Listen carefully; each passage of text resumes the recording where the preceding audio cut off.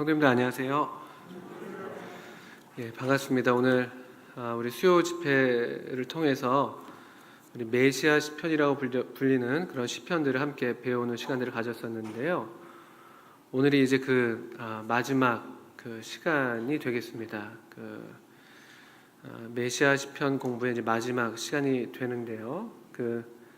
아시는 것처럼 메시아 시편은 시편 가운데에서 우리 주님을 가리켜서 직접적으로 가리켜서 이렇게 노래된, 또 주님께서 직접 그 시편을 인용하셨다든지, 또는 신약성경에서 신약성경의 기자들이 이 시편을 인용하면서 주님을 증거하는 데 사용된 그런 시편들을 일반적으로 가리키는 시편입니다. 물론 모든 성경에서 우리 주님의 모습을 어디서든지 볼 수가 있겠습니다만, 특별히 그런 면에서 우리가 이 메시아 시편이라고 이 시편들의 종류를 이름해서 함께 배워왔었습니다. 오늘은 시편 118편이 됩니다. 이 시편 118편은 시편에서 가장 짧은, 또는 어쩌면 성경에서 가장 짧은 장으로 알려져 있는 117편 뒤에 있고요. 가장 긴 성경의 한 장인 119편 사이에 끼어 있습니다. 흥미로운 위치죠. 그래서 이렇게 자칫하다 보면 그냥 이렇게 잘 못 찾고 지나가는 때가 많고, 119편에 이제 묻혀가지고 이렇게 눈에 잘 들어오지 않는 그런 시편일 수도 있습니다. 그렇지만 이 시편은 우리 주님을 위대하게 놀랍게 드러내고 있는 시편인 것을 우리가 오늘 이 말씀을 통해서 보실 수가 있겠습니다. 한번 우리 시편 말씀을 1절부터 29절까지 있는데요. 한 절씩 돌아가면서 제가 먼저 한 절을 읽으면은 우리 성도님들께서 또 그 다음 절을 읽어주시고, 이렇게 번갈아 가면서 한번 읽어보도록 하겠습니다. 다 찾으셨습니까? 제 성경에는 구약 성경 888쪽에 있네요. 888. 특별한 의미는 없습니다. 888. 그럼 한번 같이 한번 읽어보겠습니다. 제가 한 절 읽고 우리 성도님들께서 또 한 절을 읽어주시고. 여호와께 감사하라. 저는 선하시며 그 인자하심이 영원함이로다.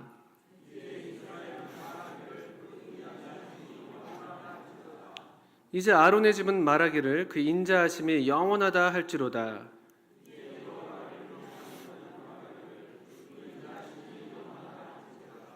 내가 고난 중에 여호와께 부르짖었더니 여호와께서 응답하시고 나를 광활한 곳에 세우셨도다.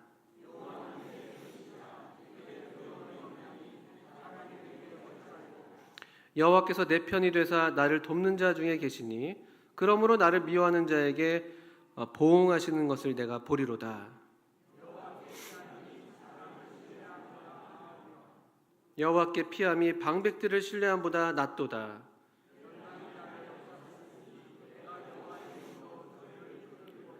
저희가 나를 에워싸고 에워쌌으니 내가 여호와의 이름으로 저희를 끊으리로다.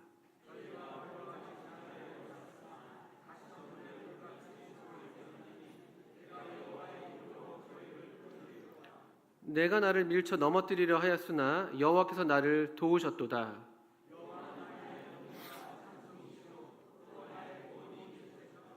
의인의 장막에 기쁜 소리, 구원의 소리가 있으며 여호와의 오른손이 권능을 베푸시며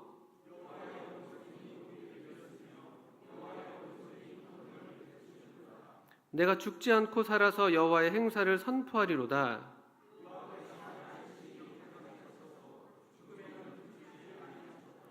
내게 의의 문을 열지어다. 내가 들어가서 여호와께 감사하리로다. 주께서 내게 응답하시고 나의 구원이 되셨으니 내가 주께 감사하리이다. 이는 여호와의 행하신 것이요 우리 눈에 기이한 바로다.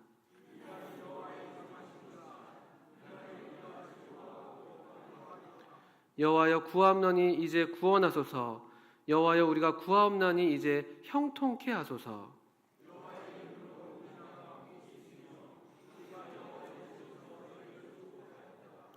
여호와는 하나님이시라. 우리에게 비추셨으니 줄로 희생을 제단불에 멜지어다.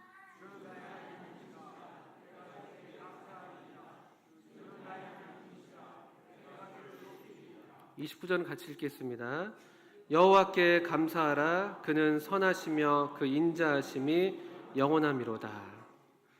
예, 우리 1절부터 29절을 이렇게 번갈아 가면서 읽었는데요. 제가 이렇게 한번 읽어본 이유는 이 시편이 아마도 이런 식으로 노래됐을 것이기 때문입니다.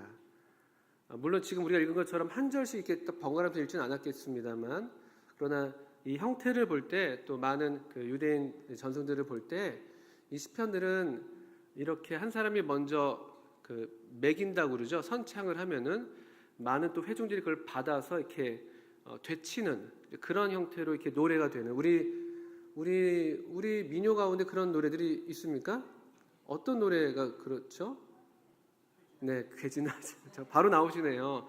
이게 이제 괴진하지 이거 하면 이제 뭐 또 이제 매기는 사람이 뭐라고 이렇게 또 하고 또 이렇게 받아서 이렇게 합창하면서 이렇게 노래하지 않습니까? 그런 노래의 형태로 알려져 있습니다. 실제로 그런 형식을 우리가 군데군데 볼 수가 있죠. 예를 들면은 1절부터 4절 같은 그런 한 세트로 보여주잖아요. 여호와께 감사하라 하면은 저는 선하시며 그 인자하심이 영원함이로다. 이것이 마치 후렴처럼. 또 이제 이스라엘은 말하기를, 그럼 또 합창으로 그 인자하심이 영원하다. 또 3절에 이제 아론의 집은 말하기를 하면 또 합창으로 이제 그 인자하심이 영원하다.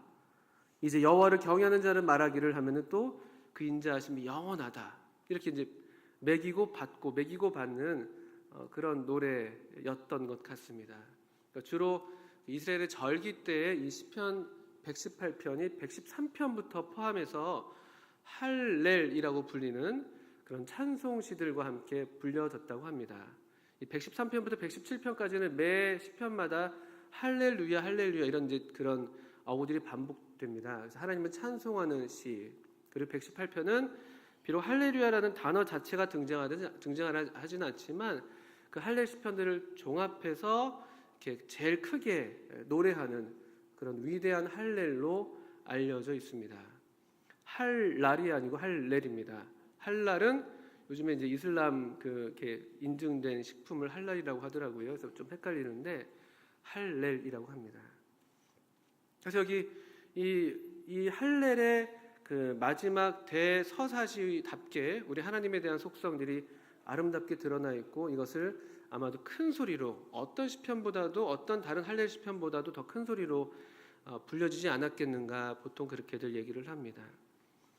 그리고 절기의 보통 마지막 날에, 이게 이제 차례대로 불려졌다면은 마지막 날에 불려졌겠죠. 그래서 이 노래가 특별히 어떤 절기를 기념해서 또 절기에 불려질 것을 암시하는 그런 표현이 여기 24절에 나와 있습니다.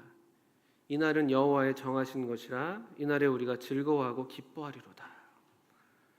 그래서 6월절에도 불렸을 것이고 뭐 초막절에도 불렸을 것이고 그런 절기 때 불려졌을 거라고 얘기합니다만, 특별히 이 시편을 우리 주님께서 불렀던 것으로 우리가 이해한다면은 6월절을 또 여기 이제 가리키는 6월절을 포함해서 이날이라고 부른다고 우리가 이해할 수가 있겠는데요. 우리 잠깐 마태복음 26장을 한번 펴서 보시면요.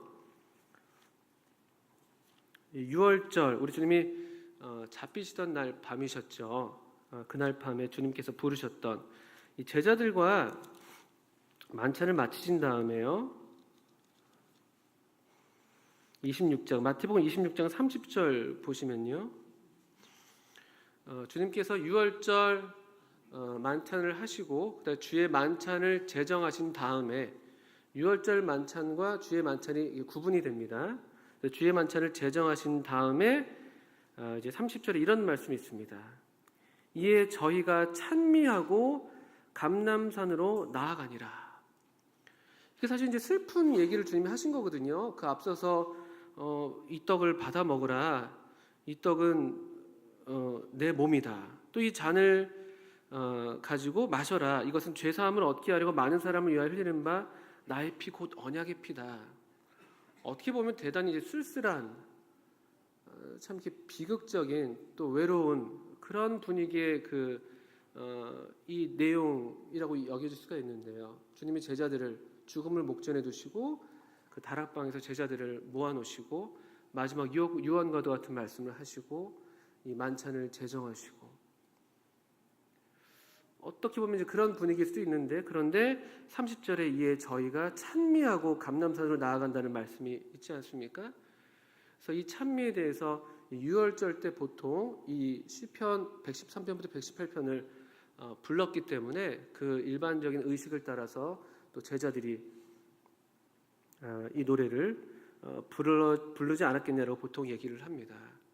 또 여기 이에 저희가 찬미하라고 했을 때 이 저희에서 어쩌면 주님이 이 노래를 과연 부르셨겠는가, 어쩌면 그냥 그 제자들이 그냥 그 형식을 따라서 부르진 않았겠는가, 이런 얘기들도 합니다만, 어떻든 이 시편은 이 주님의 이 마지막 장면에 굉장히 밀접하게 나타나 있습니다. 조금 제가 좀 먼저 앞서서 말씀을 드리게 되는데요. 주님이 이 순환 주간에 이 우리 예루살렘에 입성하실 때부터 이 시편을 염두에 두셨던 것 같아요. 주님이 하시는 말씀 가운데 이 시편을 인용하시는 말씀들이 예루살렘에 들어오신 직후부터 계속해서 등장하는 것을 보게 되는데, 우리 마태복음 21장을 한번 또 열어서 보시면요,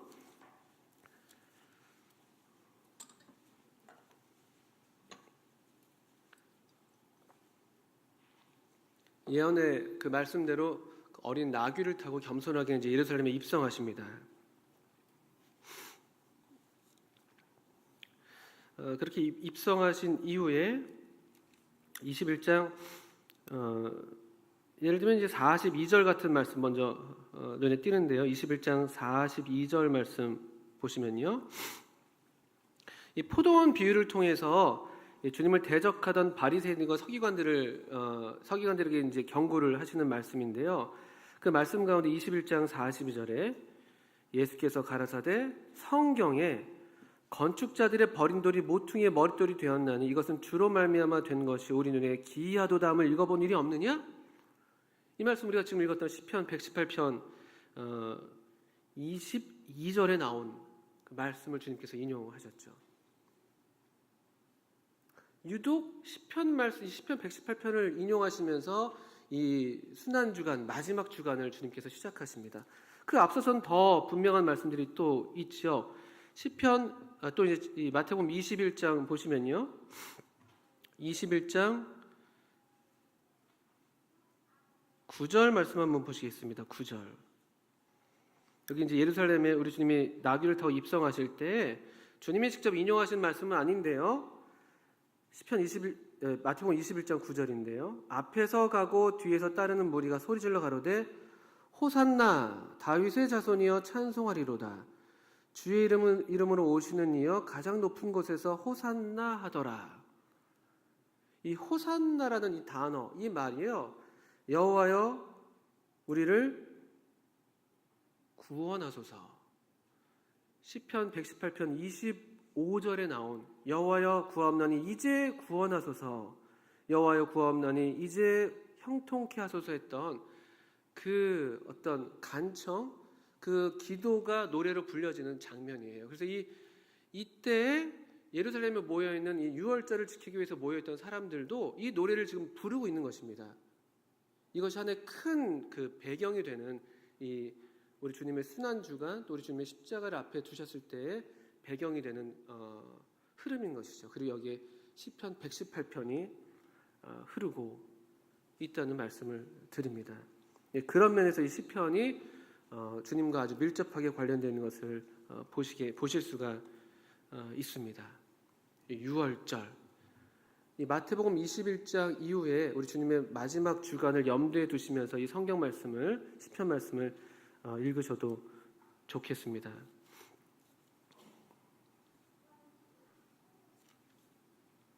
또 이왕에 마태복음을 펴신 김에 마태복음 23장에서도요, 23장 39절에 결국 이 바리새인과 서기관들에게 이들이 이제 우리 주님을 영접하지 않았거든요. 그래서 우리 마태복음 초반부에는 팔복을 얘기하시지 않습니까? 복 있는 자는 하면서 어떤 사람이 복 있는지를 말씀하셨다면요, 이 마태복음 후반부에는 화 있을진저 하는 말씀을 되풀이하십니다. 아주 대조적인 장면이시죠. 주님이 이제 이 주님을 영접하지 않는 사람들에게 경고하시는 무서운 심판의 말씀이 이어지고 있는데요. 이 23장 39절에 역시도 시편 118편 말씀을 주님은 인용하셨어요. 한번 읽어보겠습니다. 39절입니다. 23장. 내가 너에게 이르노니 이제부터 너희는 찬송하리로다.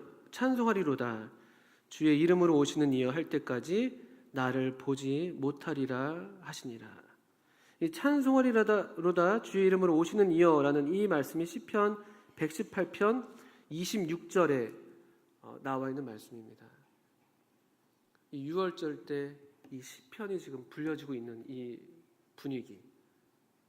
그래서 이런 백성들이 부르고 있는 이 시편을 주님께서 친히 인용하시면서 이제 자신에 대해서 또 이들이 장래에 겪게 될 그 일들에 대해서 예언하시고 심판하시는 말씀들을 하고 있는 것을 염두에 두시면 좋겠습니다. 이제 돌아오셔서 시편 118편을 한번 살펴보겠습니다. 118편 1절부터 4절까지는 한 세트로 우리가 지금 볼 수 있다고 말씀을 드렸는데요. 저는 선하시며 그 인자하심이 영원하다. 이 문구가 계속 반복되고 있죠. 저는 선하시며 그 인자하심이 영원하다. 그 인자하심이 영원하다. 이렇게 고백하고 있는 사람들이 세 부류가 나오고 있습니다. 2절에 이스라엘, 3절에 아론의 집, 4절에 여호와를 경외하는 자. 민족적으로 이스라엘에 속해 있는 그 모든 사람들, 또 아론의 집이라고 할 것 같으면은 그 레위 지파들을 가리킬 수 있겠죠. 아론의 반차를 따르는 제사장들, 그런 가문들. 그리고 4절에 여호와를 경외하는 자. 어떤 정말 내면적인 면에서 우리 주님을 경외하는 그런 특별한 무리들을 가리킨다고도 볼 수가 있는데요. 이 말씀 어떻습니까? 그 인자하심이 영원하도다. 이 세 부류가 대표하듯이, 세 부류가 보여주듯이 이 모든 하나님의 백성들의 고백 아니겠습니까? 그 인자하심이 영원하도다. 우리 성도님들이 이제 생애를 마감하시는 어떤 순간이 오신다고 할 것 같으면요, 우리 주님에 대해서 어떤 고백을 남기실 수 있겠습니까? 우리 모든 성도들의 동일한 우리 10년 가운데 동일하게 고백할 수 있는 우리 하나님은 어떤 분이실까요? 저는 이 말씀에서 마치 그와 같은 느낌을 받곤 합니다. 우리 모든 성도님들, 우리 마음 가운데 심겨져 있는 우리 하나님께 대한 우리가 부인할 수 없는 고백이 있다면은, 때로 어떤 순간에 우리가 다른 이야기를 할 때도 더러 있을 수 있겠습니다만, 때로 불평이 나올 수도 있고 원망이 나올 때도 있었겠지만, 그런데 궁극적으로 우리가 노래하게 될 우리 하나님은 어떤 하나님입니까? 그 인자하심이 영원하시다. 그 인자하심이 영원하시다. 이것이 얼마나 우리 주님께 합당한 찬송이고 또 우리가 마땅히 드려야 될 고백일까요? 그 인자하심. 한번 생각해 보세요. 그 인자하심.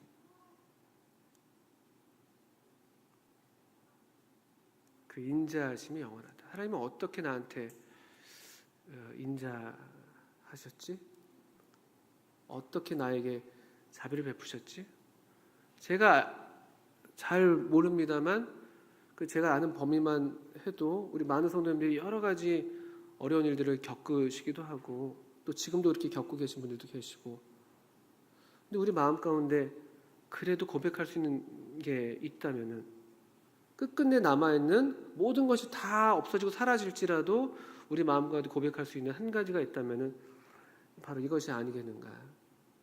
오늘 이제 우리 전현준 형제님 우리 기도들을 하셨겠습니다만 그 가정이 참 어려운 일을 좀 겪고 있지 않습니까? 오늘 이제 수술을 주님 은혜 가운데 하셨다고 하는데 어떤 고백이 나오게 될 것인가? 이 이스라엘 아론의 집 여호와를 경외하는 사람들의 마음 가운데 이 동일한 고백, 함께 부를 수 있는 한 후렴구, 배우지 않아도 따로 익히지 않아도 누가 노래를 시키면은 우리가 바로 받아칠 수 있는 그런 말, 이제 이스라엘은 말하기를 하면은 그 인자하심이 영원하시도다. 이제 아론의 집은 말하기를 그 인자하심이 영원하시도다. 여호와를 경외하는 자가 말하기를 그 인자하심이 영원하다. 이게 노래가 나오는 거예요. 그게 이 하나님의 백성들에게 너무나 익숙한 노래라는 것이죠. 우리 쾌지나 칭칭나네가 그냥 나오는 것처럼, 아리아리랑 수리수리랑이 나오는 것처럼 이게 이들의 민족성이었습니다. 이게 그리고 하나님 백성들의 어떤 민족성이라고 말할 수 있겠죠. 하나님의 인자하심을 아는 백성들, 인자하심이 절로 노래로 나오는 그런 백성들, 우리 모든 성도님들의 고백이 아니겠나 싶습니다. 좀 더 구체적으로 이제 이 노래를 인도하는 사람이 얘기하는 것 같아요. 5절 이후에 보니까 내가 고통 중에 여호와께 부르짖었더니 여호와께서 응답하시고 나를 넓은 곳 광활한 곳에 세우셨도다. 이 5절부터 18절까지는 어떤 그 고난을 겪고 있는 그런 고백들이 나오고 있죠. 이 인자하심 영원하다는 말이 그냥 상황이 좋아서 그냥 뭐 항상 좋은 일만 있기 때문에 지금 나오는 노래는 아니라는 것이죠. 여전한 어떤 이런 고난이 있고 또 환란이 있고 대적들이 있고 싸움이 있고 그런 일들을 또 하나님께서 친히 경책하시는 것 같은 그런 일들을 겪고 있는 그런 우리들의 이야기들을 좀 고백하고 있는 것 같아요. 그런데 그럴지라도 고통 중에 우리 주님께 부르짖을 때 주님 우리를 응답하시고 우리를 넓은 곳에 세우셨다. 그래서 하는 말 6절과 7절 역시 그것도 한 세트처럼 보입니다. 여호와께서 여호와는 내 편이시라. 내게 두려움이 없나니 사람이 내게 어찌할꼬. 여호와께서 내 편이 되사 나를 돕는 자 중에 계시니 그러므로 나를 미워하는 자에게 보응하시는 것을 내가 보리로다. 여호와는 내 편이시다. 하나님은 내 편이시다.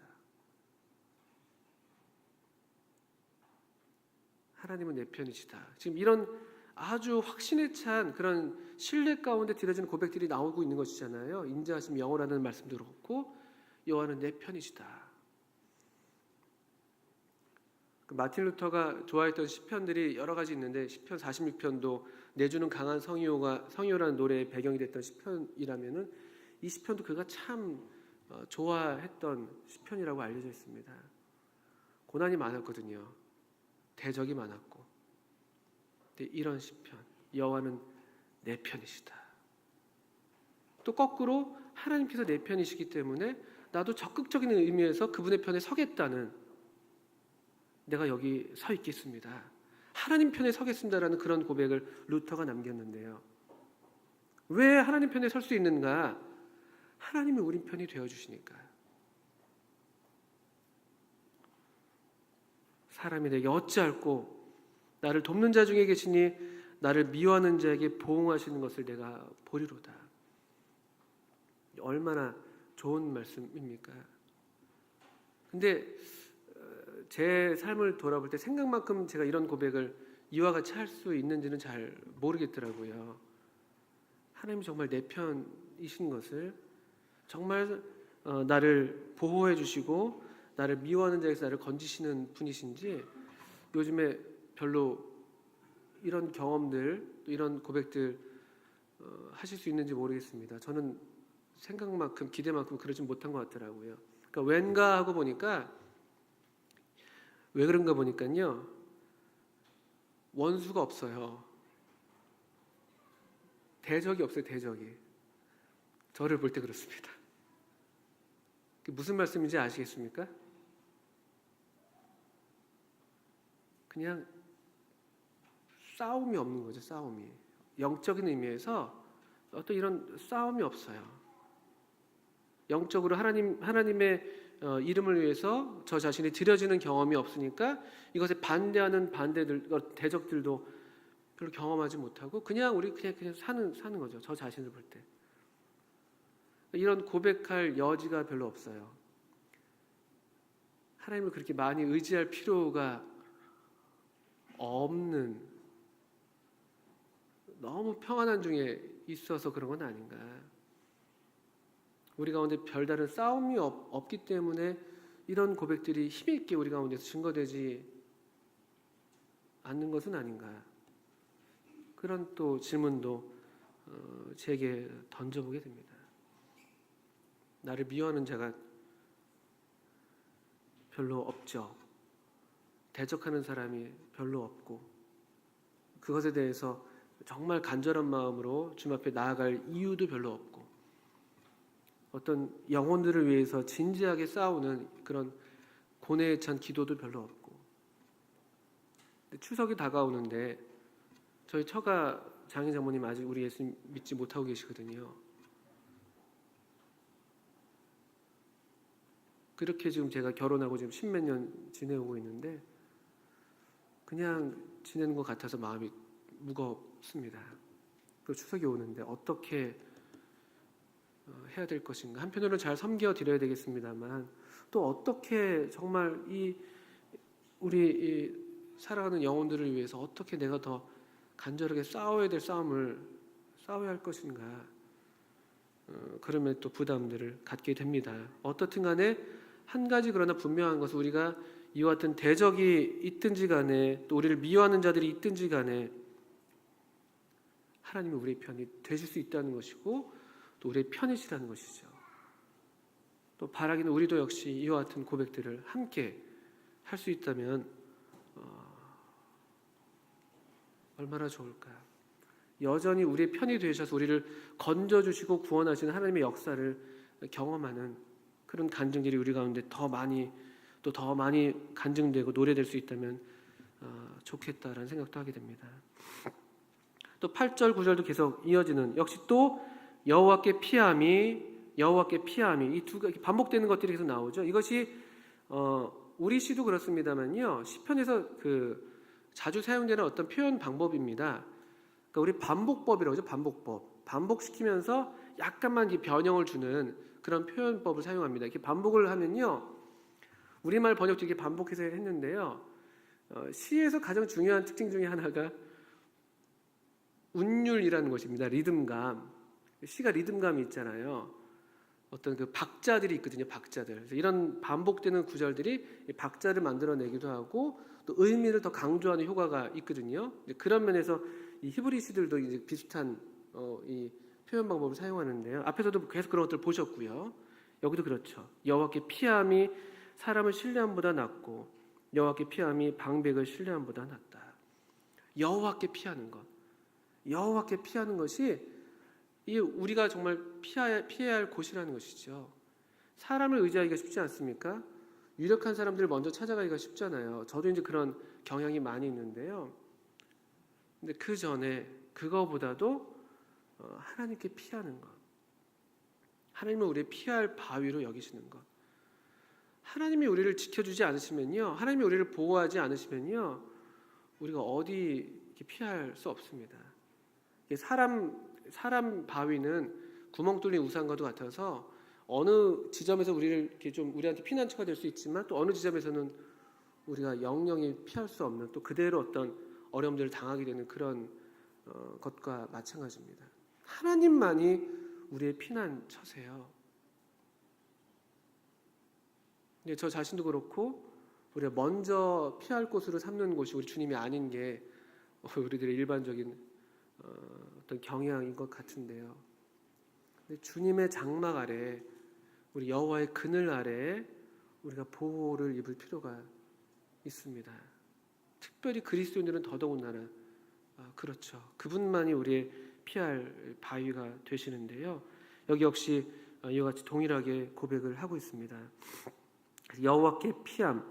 1절부터 4절은 그 인자하심, 또 6절부터 7절은 여호와는 내 편, 8절 9절은 여호와께 피함, 이런 것들이 반복됐죠.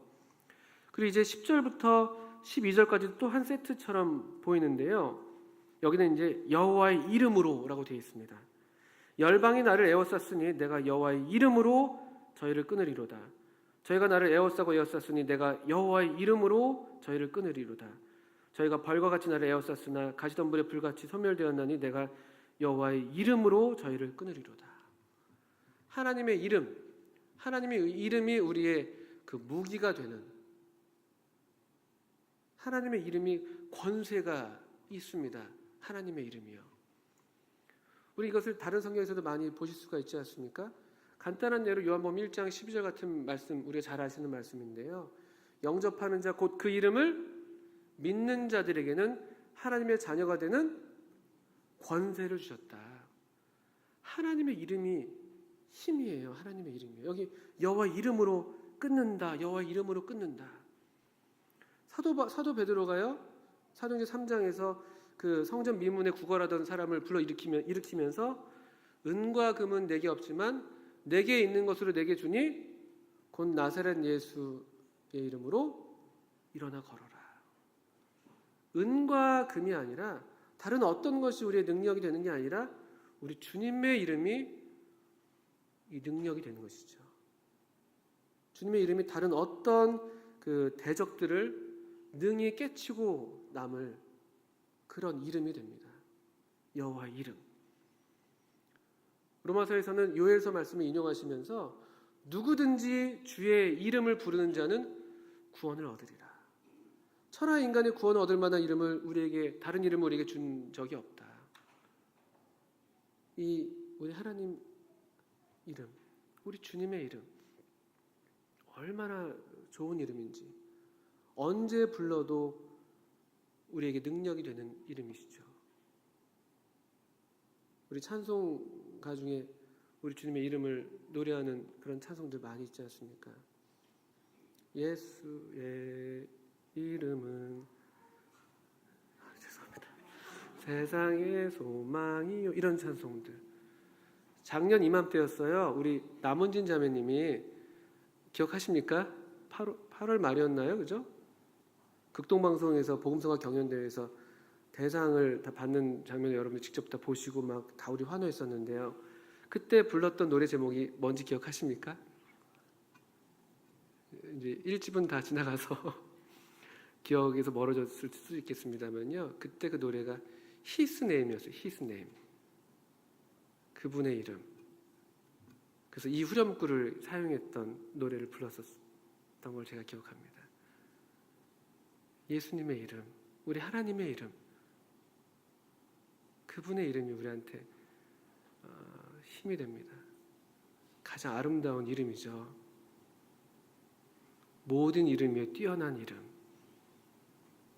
그 이름이 가장 우뚝 설 것이고 영원히 남을 이름. 또 때때로 저는 개인적으로 로마서 10장 13절에 그 누구든지 주의 이름을 부르는 자는 구원을 얻으리라라는 이 말씀을 너무 제가 사랑하는데 어떤 때 우리 정말 누구의 이름을 불러야 될지 모를 때 있잖아요. 우리 어릴 때 같으면 아빠 엄마 불러도 되지만 근데 언젠가부터 우리가 누구의 이름을 불러야 될지 누가 이 환난 가운데서 나를 건져줄 수 있겠는지 부를 이름이 없을 때 인생 중에 부를 이름이 없을 때가 있잖아요. 어느 누구에게도 도움을 구할 수도 없고 그때 우리가 언제든지 불러도 될 이름 우리 주님의 이름 주님. 그래서 어떤 분이 그렇게 얘기하더라고요. 우리 예수님의 이름은 그 이름을 부르기만 해도 기도가 된다. 어떤 많은 말을 하지 않아도 그분의 이름을 부르기만 해도 기도가 된다. 여호와의 이름으로 저희를 끊으리로다 라는 놀라운 승리의 계가를 10절부터 12절에서 부르고 있습니다. 그리고 이제 15절부터도 계속 우리 주님이 얼마나 자비하시고 얼마나 능하시고 얼마나 우리 편이 되셔서 우리를 구원하시는지 15절 이후에는 여호와의 오른손이 권능을 베푸시며 여호와의 오른손이 높이 들렸으며 여호와의 오른손이 권능을 베푸신도다. 여호와의 오른손. 이 권능의 손, 오른손, 힘 있는 손. 이 하나님의 권능의 손이 우리에게 권능을 베푸시는 것이죠. 우리를 구원하시는 권능. 이렇게 어떻게 하나님께서 우리에게 그 인자하신지, 어떻게 우리 편이 되시고, 어떻게 우리를 구원하시고 어떻게 우리가 그분께 피할 수 있는지 이렇게 노래를 했는데요. 이렇게 18절까지 내는 이런 고난과 또 고난 중에서 우리를 건지시는 말씀들을 노래합니다. 그 이후에 이제 19절부터 이제 이 노래의 이제 종반부라고 얘기할 수 있는 부분으로 이어지는데요. 이제 주님께서 마치 이 성에 들어가는 그와 같은 장면처럼 우리가 볼 수 있는 그런 말씀들이죠. 내게 의의 문을 열지어다. 19절입니다. 내가 들어가서 여호와께 감사하리로다. 이는 여호와의 문이라 의인이 그리로 들어가리로다. 이 주님의 문, 주님이 들어가실 그 문이 이제 열려야 될 것을 얘기하는 것이죠. 그래서 실제로 예루살렘에 주님께서 이와 같이 입성하신 장면을 우리가 아까 마태복음 21장에 먼저 보셨는데요. 그때 보게 될 놀라운 일이 여기 22절에 나오는 것이고, 이것이 오늘 이 시편이 메시아 시편이라고 부르는 첫 번째 그 구절이 되는 말씀입니다.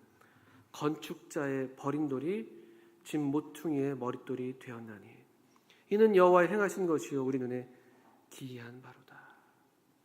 주님께서 초림 때 이같이 그 문을 열린 문을 향해서 이 환호하는 무리들 가운데 어린 나귀를 타고 들어가셨습니다.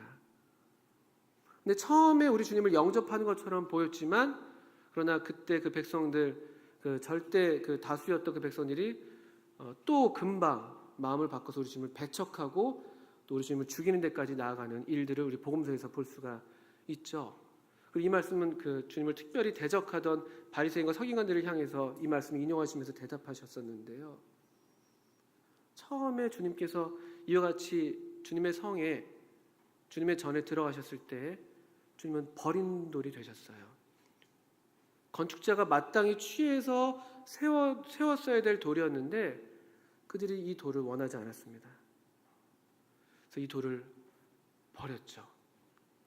이 돌을 자신들이 깨부신다고 생각했었습니다. 이 돌을 없이 한다고 생각했었죠. 근데 이 반석은 굳건한 반석이셨기 때문에 결코 깨어지지 않았습니다. 오히려 이 반석 위에 넘어지는 사람들이 가루가 됐고 반석이 떨어지는 사람들을 부서뜨리는 그런 권능의 반석으로 여전히 남아 있었는데요. 이 말씀은 그래서 주님을 배척한 우리들, 그러나 어떻게 아버지 하나님께서 이 건축자의 버린 돌을 다시 들으셔서 하나님께서 세우시는 하나님의 집의 모퉁이의 머릿돌이 되게 하셨는지를 보여주는 놀라운 구절입니다. 아무도 이렇게 생각하지 않았죠. 만약에 그들이 이렇게 해서 이 버린 돌을 버릴 수 있다고 생각했더라면요, 이렇게 버려서 끝날 거라고 생각했더라면은 얼마든지 버렸겠습니다만, 이 돌이 다시 더 놀라운 하나님의 집의 모퉁이 돌이 될 것을 알았더라면 영광의 주를 십자가에 못 박지 않았을 거라고 사도 바울은 성령님의 인도하심을 따라서 이렇게 여러 번 말씀합니다. 이게 기이한 거예요. 이는 여호와의 행하신 것이요 우리 눈에 기이한 바로다. 사람들은 버렸지만 하나님은 그 버린 돌을 취하셨어요. 버림받았기 때문에 더 존귀한 반석이 되셨고 입증된 반석이 되셨고 어느 무엇으로도 깨어지지 않는 그 반석이라는 것을 증거해 보이셨죠. 무수한 사람들이 이 반석을 깨부시려고 덤벼들어서 못질하고 창으로 찔러댔지만 부서지는 것처럼 보였지만 오히려 그 환난을 통해서 깨어지지 않는 더 영광스러운 아름다운 반석으로 주님이 삼으셨고 이 반석 위에 하나님의 집인 교회를 지으셨습니다. 이게 하나님의 건축법입니다. 인간 종교 건축자들은 이 돌을 원하지 않았지만 하나님의 참된 하나님의 집의 건축자이신 우리 아버지 하나님께서 이 돌을 취하셔서 모퉁이의 머릿돌로 삼으셨죠. 이것이 여호와의 행하신 것입니다. 하나님이 행하시는 것은 이런 식이세요. 우리 생각과 다르게 행하시죠. 우리 눈에는 아주 이렇게 멸시할 만하고 실어 버릴 만한 그런 것이었는데 하나님은 그분을 너무 아름답게 여기시고 너무 귀하게 여기셔서 다른 무엇보다도 뛰어난 이름을 갖게 하셨죠.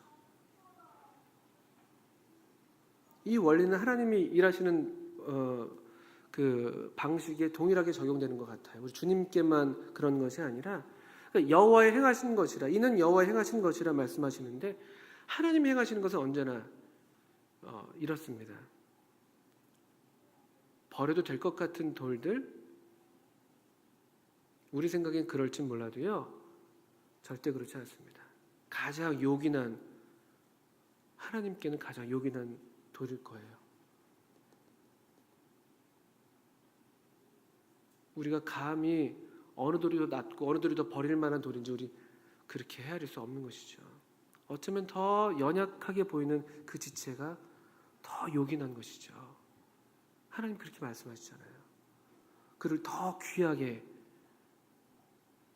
더 중히 여기게 하셨다. 이게 하나님이 하시는 일의 방식입니다. 더 버려질 수 있기를. 사람들 눈에는 가려져 있지만 하나님 눈에는 더 알려져 있는 그런 사람들이 될 수 있다면 얼마나 좋을까요? 많은 사람들은 잘 알고 많이 알고 지식 있는 사람들을 이렇게 머릿돌이라고 생각을 하잖아요. 근데 고린도전서 8장에서는 그렇게 얘기하지 않습니다. 지식은 교만하게 한다. 사랑은 덕을 세운다 말씀하시고, 그리고 주님을 사랑하는 자는 그분에게도 사랑을 받는다. 그분께서 아시는 것, 내가 얼마나 많이 아는가, 내가 얼마나 더 강한가, 내가 얼마나 더 반짝거리는 돌인가, 이게 중요한 것이 아니라 그냥 그분이 아시는, 그분이 아는 게 더 중요한 것이죠. 내가 아는 것보다 그분이 나를 아는 것. 하나님이 행하시는 일들은 항상 이렇습니다. 이날은 여호와의 정하신 것이라 이날에 우리가 즐거워하고 기뻐하리로다. 이 하나님이 행하시는 일들을 보면서 특별히 6월절에 이 노래가 불려졌다면은 이 6월절 어린 양이 되신 우리 주님을 기억하면서 우리가 이 노래를 부른다면요, 참으로 적합한 찬송이 되는 것이죠. 여호와의 정하신 것, 하나님께서 이 6월절 어린 양으로, 하나님의 어린 양으로 아드님을 정하셨죠. 그리고 하나님께서 이 일을 이루시는 것이고요, 우리 눈에 너무나 기이한 것인데, 생각지도 못한 것인데 하나님은 이루셨죠. 우리는 이 하나님의 성취를 보면서 다 이루었다라고 말씀할 우리 주님의 말씀을 들으면서 우리 즐거워하고 기뻐하는 것입니다. 25절부터 26절은 우리 주님의 다시 오심을 우리가 생각하게 하는 그런 말씀입니다. 초림 때에도 많은 사람들이 호산나 호산나 부르면서 주님을 이렇게 영접했습니다. 영접하는 것처럼 보였습니다. 그런데 결국 그들은 주님을 버렸죠. 오늘날 우리는 어떻게 이제 우리 주님, 다시 오실 주님을 대할 것인가? 주님 오시옵소서. 여호와여 구합니다. 이제 오셔서 우리를 구원해 주세요. 이제 우리를 형통케 해주세요. 여호와 이름으로 오는 자, 우리 주님이 참으로 찬송받으실 만한 유일하신 분이십니다. 주님 오시옵소서. 그 옛날 그들이 잠깐 그렇게 했지만 결국 주님을 배척했다면 오늘날 우리는 변치 않는 그런 환영으로 다시 우리의 겉옷을 벗어드리고 종려가지를 흔들면서 우리의 왕 되신 주님을 환영하고 고대할 그런 채비, 그런 준비, 그런 마음의 자세가 우리에게 필요한 것이죠. 이렇게 주님을 영접하지 않는다면 이때는 다시 한번 기회가 있었습니다만 이제 주님이 다시 오실 때 우리가 이와 같이 주님을 맞이할 수 없다면은 더 이상 기회는 없습니다. 이 버린 돌이 우리를 버리게 될 수도 있다는 것이죠. 우리가 다시 이분을 우리의 머릿돌로 모시지 않는다면, 이 다시 우리의 문을 열어서 그분을 맞아드리지 않는다면은, 영원한 왕이 들어오신다고 우리의 문을 열지 않는다면은 우리는 더 이상 기회가 없을 수도 있습니다. 27절에 여호와는 하나님이시라 우리에게 비치셨으니 줄로 희생을 제단불에 맬지어다. 주는 나의 하나님이시라 내가 주께 감사하리이다. 주는 나의 하나님이시라 내가 주를 높이리이다. 사실 26절, 27절은 마치 제사장들이 백성들을 축복하고 또 백성들이 다시 거기에 화답하는 그런 장면 같습니다. 민수기 6장에서 백성을 축복하는 말씀이 이와 유사한 말씀이 있는데요. 여기 흥미로운 게 27절 하반부에 줄로 희생을 제단불에 맬지어다. 그러니까 6월절의 그 희생양을 가리키는 것으로 우리가 이야기할 수 있는데요. 우리 편에서 물론 이렇게 6월절을 준비했던 것인데 더 놀랍게 사실은 하나님 편에서 가장 완전한 이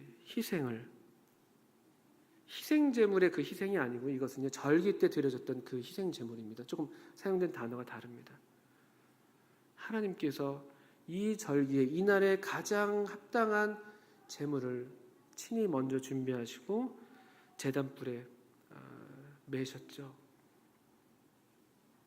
비록 이 구절 자체가 신약 성경에 우리 주님을 가리켜서 인용된 부분은 아닙니다만 역시 여기에서도 우리가 우리 주님의 모습을 볼 수가 있습니다.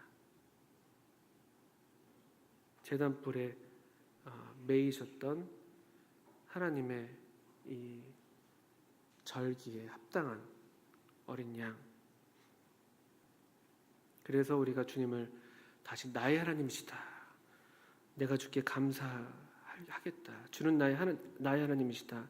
내가 주를 높이겠다고 28절에서 노래합니다.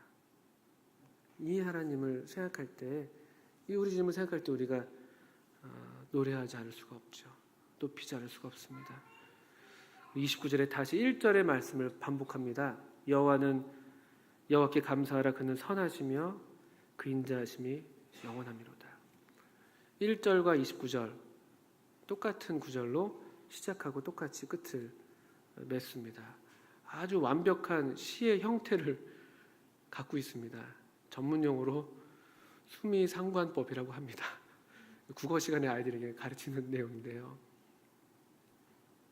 너무나 완벽한 노래가 지금 불려지고 있는 거예요. 누구에게? 우리 주님께 가장 큰 노래로 할렐루야. 이 하나님 찬양할 수밖에요. 인자하심이 영원하신 이 하나님, 우리의 편이 되시는 우리 하나님, 우리의 피할 바위가 되시는 분, 우리에게 권능의 이름을 주신 분, 우리에게 오른손으로 권능을 베푸시는 분, 또 놀랍게 버린 돌이 되셨지만 모퉁이의 머릿돌이 되게 하셔서 우리로 그 하나님의 집에 지체가 되게 하시고 우리도 그 산돌처럼 세워지게 하시는 이 기이한 일을 행하시는 우리 하나님, 마침내 오셔서 우리를 구원하시고 우리를 다스리실 이 하나님, 완벽한 희생 제물을 준비해 주신 이 하나님 우리가 찬양하는 것입니다. 주님을 기억하는 게, 주님을 노래하는 게 우리의 힘인 것 같아요. 여호와를 기뻐하는 것이 너희의 힘이라고 느헤미야가 얘기했는데, 다시 우리가 이 노래를 이와 같은 이 시편을 갖고 메시아 우리 주님을 기억하시면서 우리 주님을 인해서 마음에 새로운 기쁨이 생기시고 마음이 뜨거워지시면 좋겠습니다. 누가복음 24장에 엠마오로 가던 두 제자가 시리에 빠져 있었잖아요.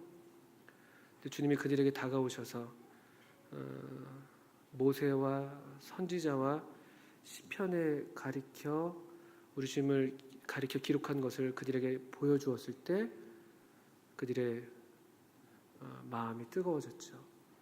그리고 다시 돌이켜서 예루살렘으로 갔죠. 우리 주님을 보실 수 있기를 바랍니다. 함께 이 주님을 계속 주목하면서 우리 마음이 새로워지시고 또 기쁨을 회복하시고 다시 주님의 집으로, 주님께로 함께 달려나가는 우리 모두가 되면 좋겠습니다. 함께 기도하시겠습니다.